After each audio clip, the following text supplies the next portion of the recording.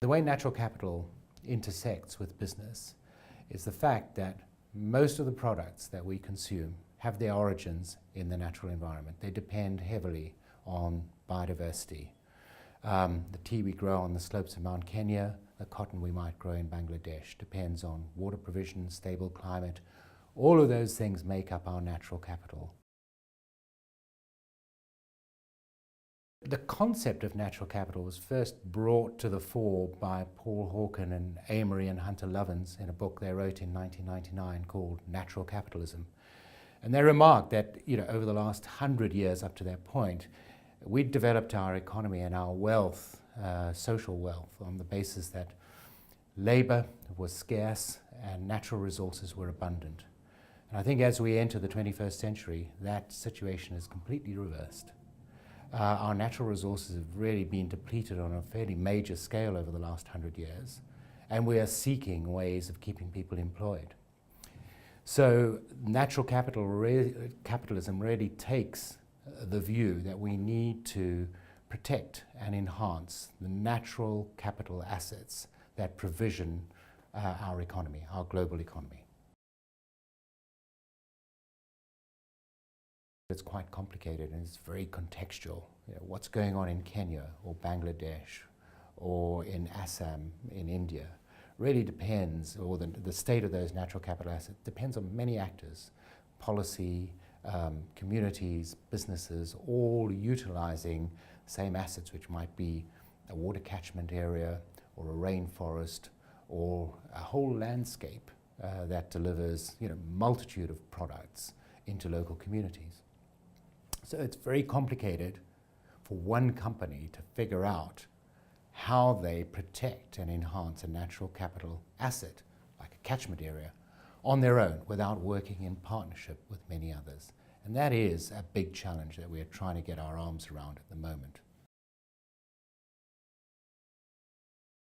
The amazing thing about carbon finance projects is that they are contained in a particular area, specifically designed to deliver climate mitigation, in other words, a reduction in greenhouse gas emissions. But what we found is that many of our projects have co-benefits that associate directly to protecting and enhancing natural assets. In Kenya, the predominant way of cooking food in rural communities is a three-stone fire. It's very, very inefficient, and it causes a lot of deforestation as people go further and further afield to get firewood to cook their food.